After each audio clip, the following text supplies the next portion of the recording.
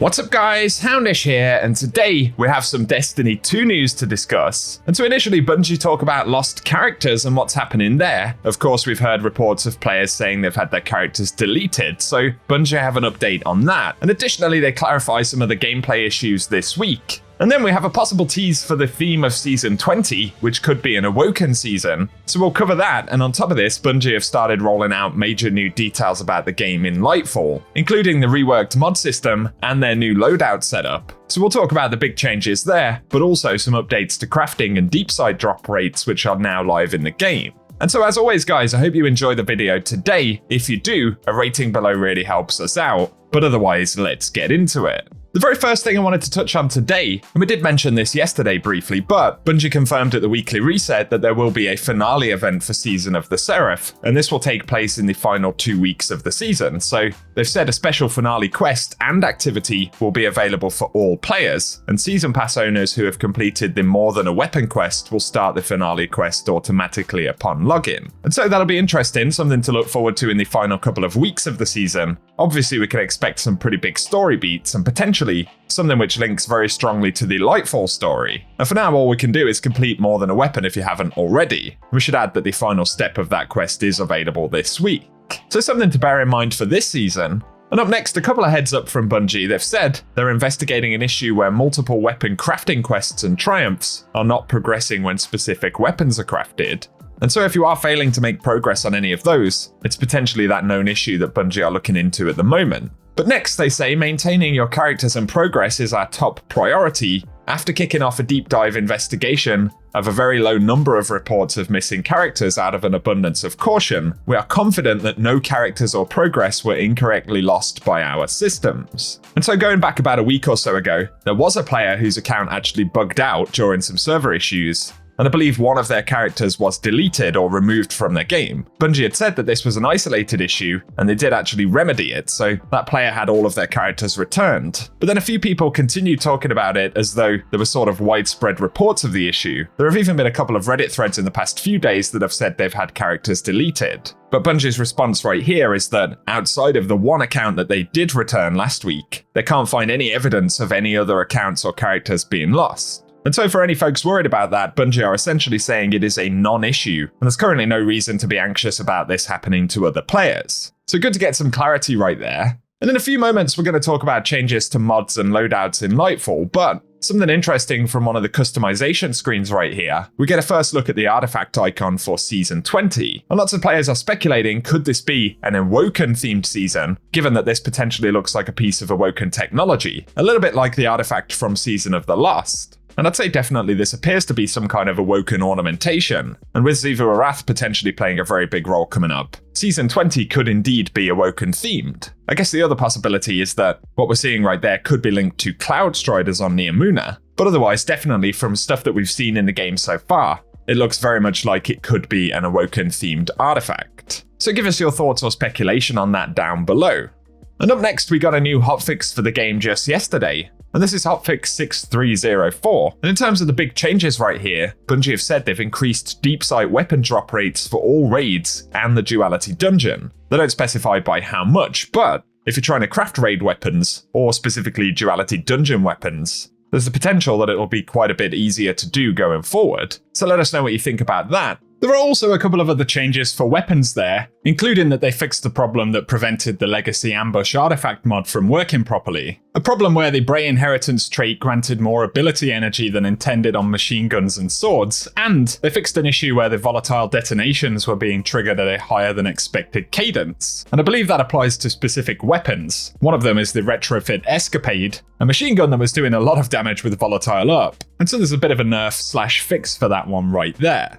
Then in general, they fixed an issue where the Seraph Cypher mod's Triumph wasn't progressing properly. They added an emblem metric for collection score, and Dawning currencies can now be dismantled in stacks after the event has concluded, so a bit easier to get rid of any of those materials you may still have lying around. On top of that, for Gambit, the requirements for the gold coins gilding triumph were changed, and that's been adjusted from 30 wins to 50 matches played, and wins will grant bonus progress. Then for dungeons, they fixed an issue where the final encounter of duality would not drop rewards repeatedly when it was the weekly featured dungeon, and so that's certainly a positive if you plan on farming duality moving forward.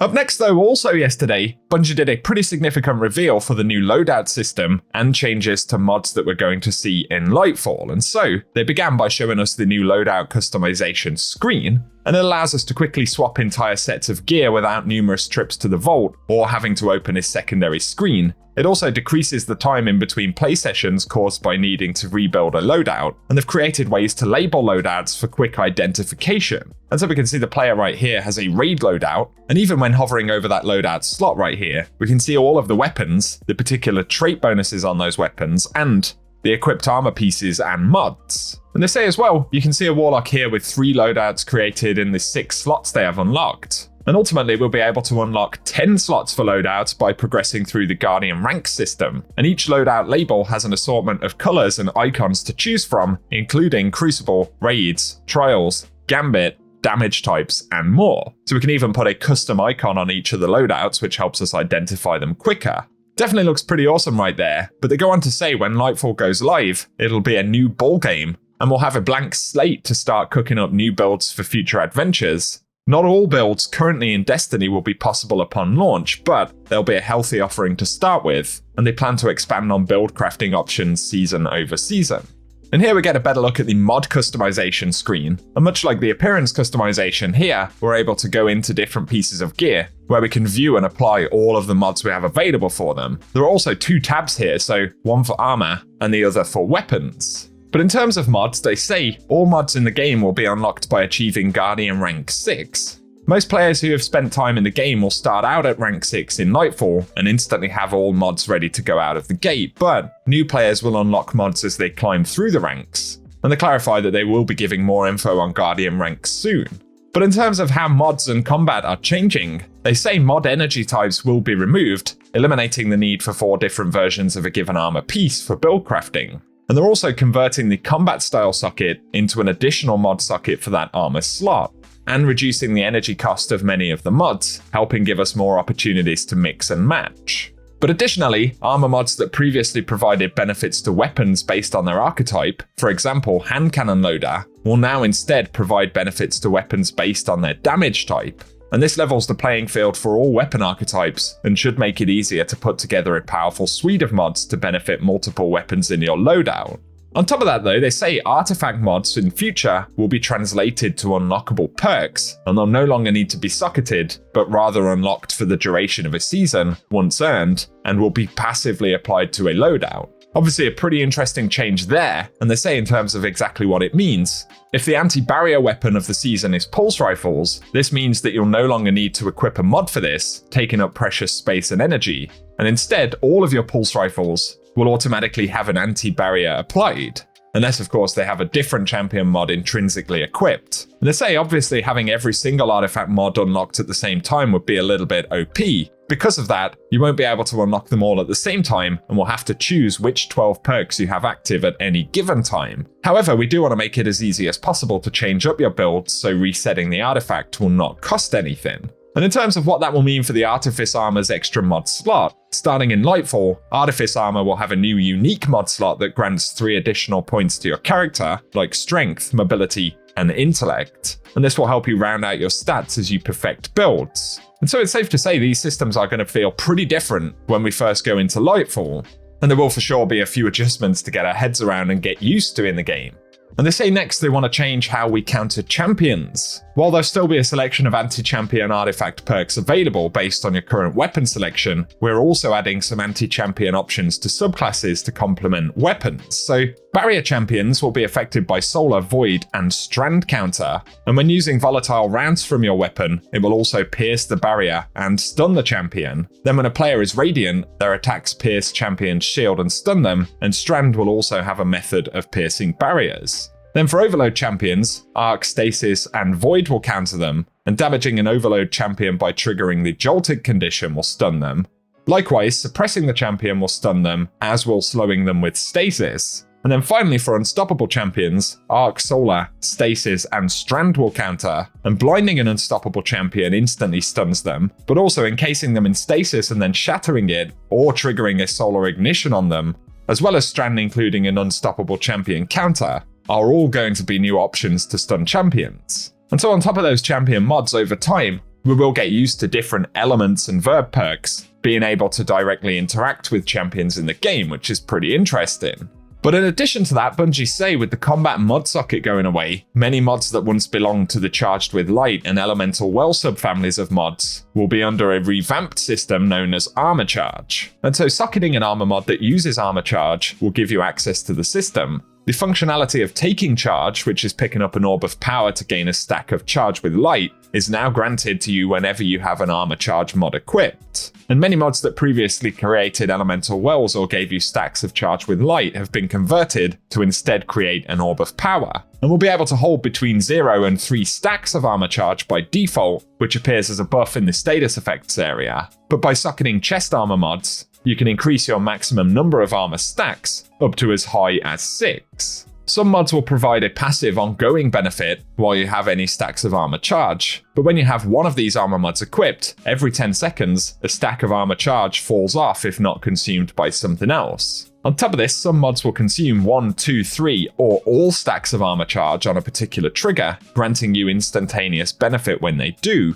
But a few other mods, like Stacks on Stacks, Powerful Friends, and Radiant Light, can modify the armor charge system for you without providing a specific benefit while you have armor charge. Then on top of this, finishers will now consume armor charges instead of dipping into super energy. So again, they're a pretty big change to kind of charge mods, which seems a little bit complex at first to kind of get our heads around. And it will take a bit of time to get used to, but I think in the end kind of consolidates a lot of the different things that Bungie have done with these mods over the past few years, and hopefully will make them less complicated in the end. That is also going to apply to elemental wells, so let's say many of the mods that previously created or benefited from elemental wells are being changed to instead focus on orbs of power. Some aspects of elemental wells aren't going away entirely. Instead of crafting elemental wells, each subclass will now create a damage type specific spawned object. So for Arc, it will be Ionic Traces. For Solar, it'll be Fire Sprite. Then Void will get Void Breaches. And Stasis Shards will continue being used for the Stasis element,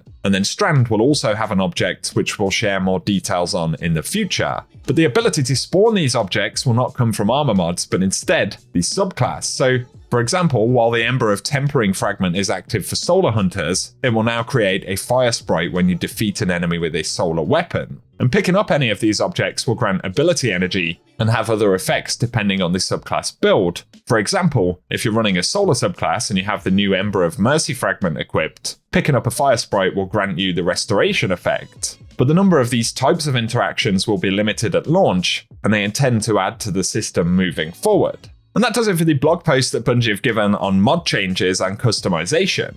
Obviously, there's that initial kind of UI element, managing the gear, customizing builds and everything like that, but also some reasonably significant gameplay and mechanical changes to how they're actually used. But I think on the most part, this sounds pretty positive, and it's simply once again going to require that time to adjust. But give us your thoughts on those changes down below. And for today, guys, that is everything we have to speak about. So as always, I hope you've enjoyed the video. And if you have, a rating down below really does help us out on the channel. But as well, be sure to get subscribed and I will keep you posted with more Destiny content moving forward. And otherwise, as always, I appreciate you all tuning in, and I hope you guys have an awesome day.